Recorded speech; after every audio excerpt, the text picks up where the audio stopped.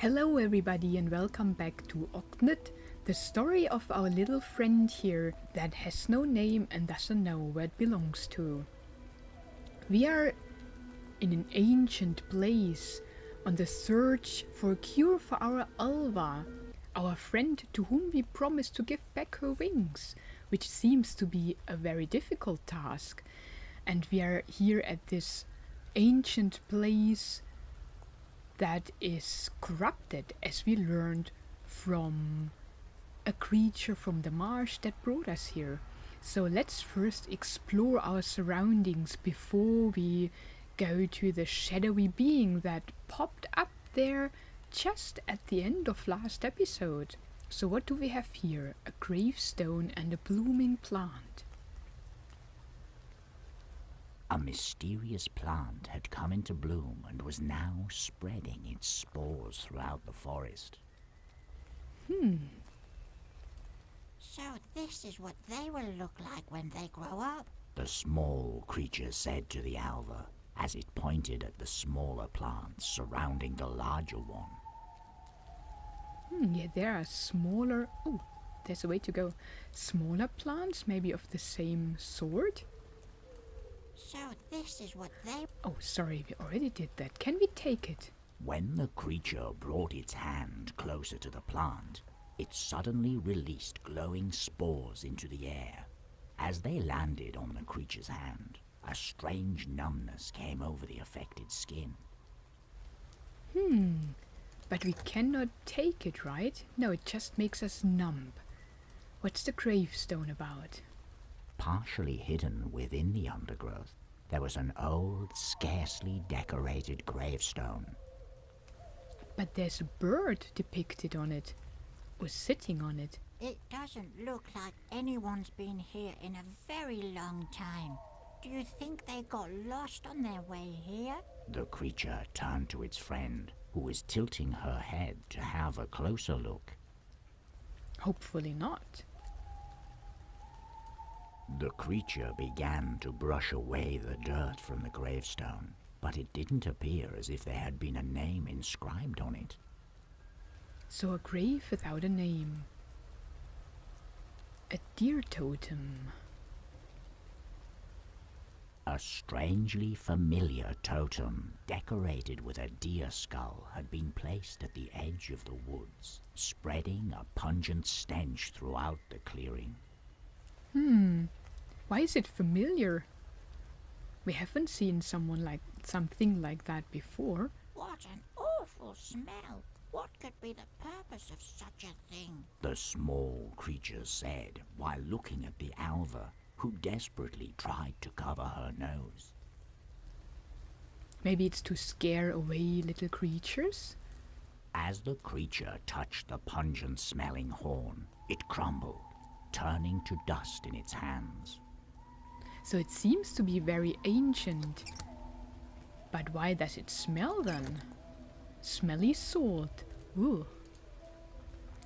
What is this glowing plant? Growing along the edge of the clearing were an odd strain of plants, emitting a soothing glow from their bright buds. This light, how do you think something like this comes to be? The creature asked the alva, who was leaning forward in an attempt to inspect the peculiar plant. Can we take this one? As the creature poked the stem of the plant, the bud started to pulsate, as if aggravated by the faint touch. Maybe it's not the same plant. Can we grow something? Ooh, there are eyes everywhere. We cannot stop the rain, but we can make the gravestone glow.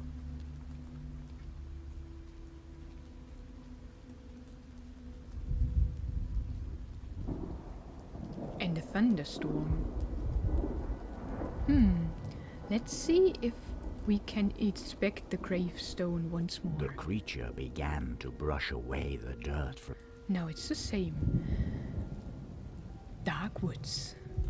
The dark woods, far too dense to travel through, were slowly encroaching on the clearing. Ooh, that was scary. Not even someone as small as you would fit through that thick web of branches. The small creature said to the alva as it peeked into the dark entanglement. The creature attempted to force its way through the woods, but gave up as it didn't have the strength to break the tough branches.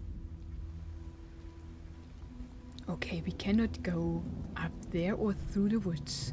Oh, there's a cliff and there's a campsite. Can we make the thunder stop? I don't think so. Let's talk to the shadowy being.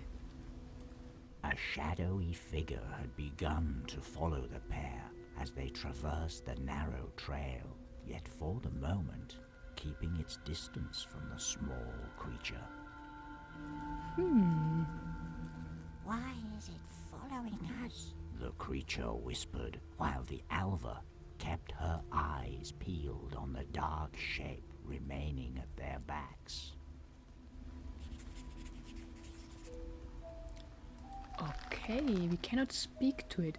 A strange being appears attracted to the glow of the alva.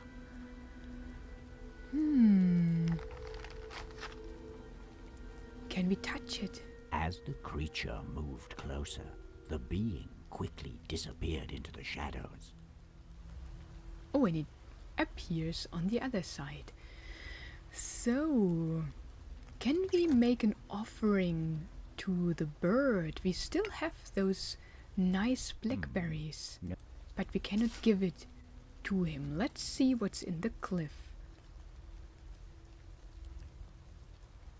What do you suppose that thing is over there? Do you see it? The creature asked the alva, who was leaning forward in an attempt to spot the small object. There's a white flower, a wooden post, a water statue, and the cliff, and a strange totem again. So let's see what the white flower is about. Whoa! The creature quickly took a step back, surprised by the mangy arm that had suddenly appeared from below the cliff. Oh, so the cliff is a grave. A draug. A draug was once a man who, after passing from this world, turned into a being consumed by its hunger for all that it once had. Approaching its perceived property carries with it great risks, as stories tell of drauga whose grotesque appearance leaves the victim's mind in disarray, causing them to wander the woods aimlessly as they slowly transform into drauga themselves. So it's greed that makes men to draugs. Don't be greedy. Are you down there? Could you perhaps let us look at the flower on the ground? It might be something very helpful to us. The creature tried, but the arm remained. The large arm was greedily warding off the small creature's attempt to grab the delicate-looking plant. So we cannot have the plant as long as the draug is there.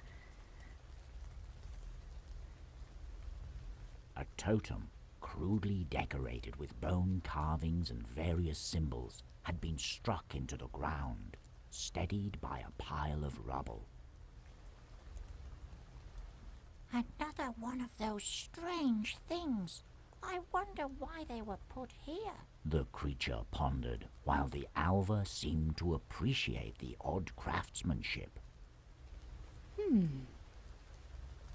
As they approached it, the alva's eyes fixed on a particular part of the totem. Do you like this one? The creature asked, removing the blunt piece of flint from the totem. But maybe because it's shaped like wings. So we have a piece of flint. Can we do anything with it? No. I don't know what the skin is for. I forgot. It was about something we can do with it. The woods ended abruptly as parts of the ground had at some point plummeted into the darkness below. I can't see what's below us, although I don't think I could get us down there safely anyway. The creature said, while shaking its tiny head.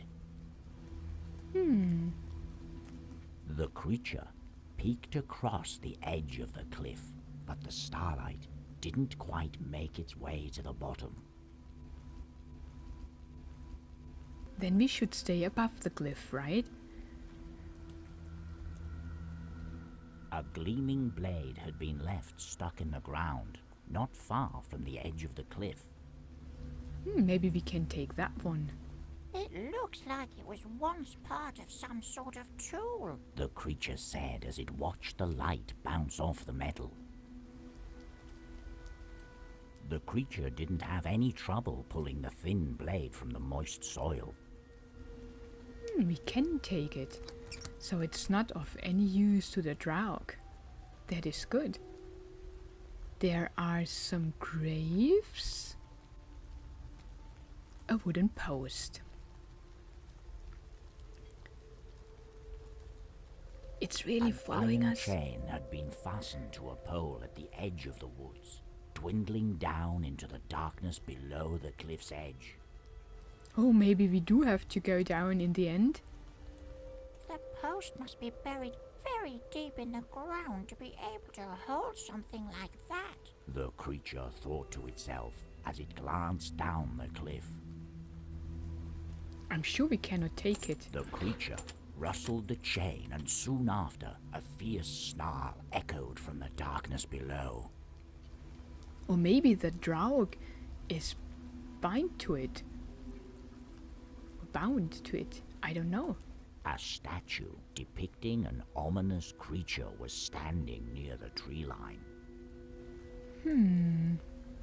These statues must mean something. The creature said to the alva, who was peeking out from behind its ear to have a look.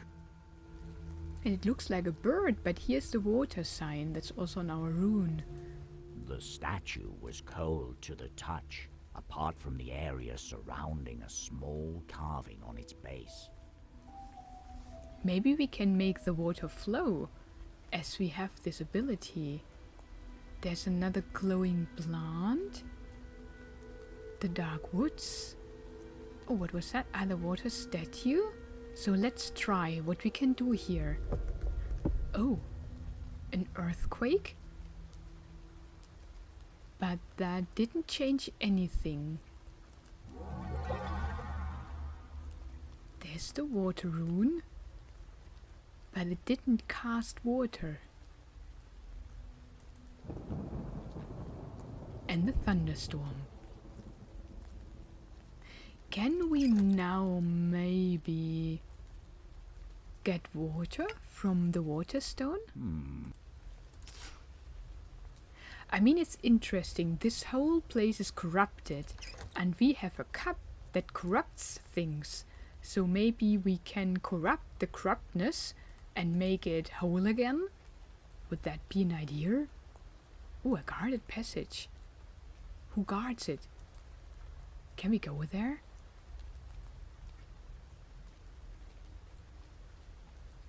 Ooh. Oh, that looks very, very scary. Gloson. Oh my gosh. Who are you?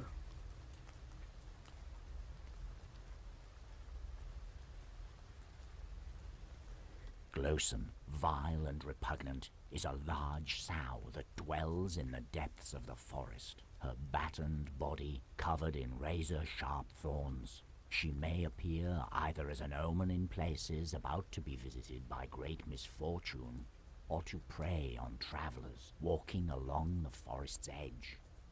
As she runs towards her victim, the thorns on her back are said to grow larger, cutting the unlucky traveler in half as she sprints in between their legs. After she has satisfied her gluttonous urges, she returns to guard her home in the darkest part of the woods. Oh, that is scary. But we are just a small creature. Hello? We don't mean you any harm. Can you help us? Gloson's red eye followed the creature's movements, her mouth watering in response to the feast presenting itself before her. Never mind. We will get by somehow. The creature stuttered as it quickly backed away from the huge beast. But I still want to try to touch it. The alva tugged hard on the creature's ear, stopping it as it was about to move closer to the large sow. Okay, that's not possible. So the alva is right. We shouldn't touch this. Can we go by? There is another totem and it's unfinished. An unfinished totem had been placed at the center of 3 large stones, decorated by various rune carvings. And it's no rune we know. It looks like it's missing something, doesn't it? The creature said as the pair beheld the strange creation. The totem was firmly stuck in the stone slab beneath it. So we do have parts of the other totems, so maybe we can use it on that one? That's not possible. But does it like to have a decoration of copper or of this necklace? Oh, the skull maybe. That would be a nice totem. It is. But it's still unfinished. So what else could we give to it? I'm not sure. But I also see this rune. So we now have air and water. A statue depicting an ominous creature was standing near the tree line. These statues must mean something. The creature said to the alva, who was peeking out from behind its ear to have a look. The statue was cold to the touch, apart from the area surrounding a small carving on its base. Maybe we can activate it? Very nice. So we're missing fire and nature. And we still need to finish that. Can we now give it something else? Oh, that's a beautiful totem, but it's still not finished. So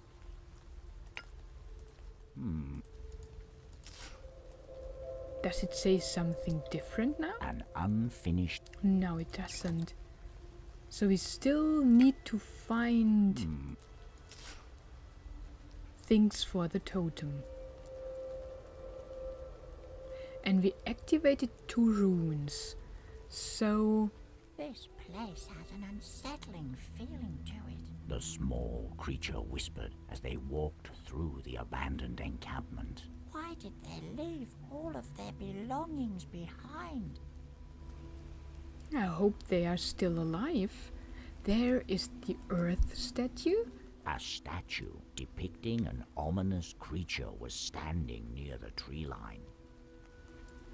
So we can activate that one. And we are only missing fire.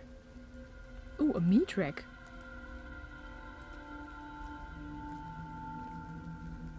Beside one of the tents stood a poultry meat rack, created from 2 carved poles connected by a long string. They must have really been in a hurry to leave their food behind. The small creature said to its friend as it gave the meat a poke with its finger. The small creature picked up the smelly haunch of meat.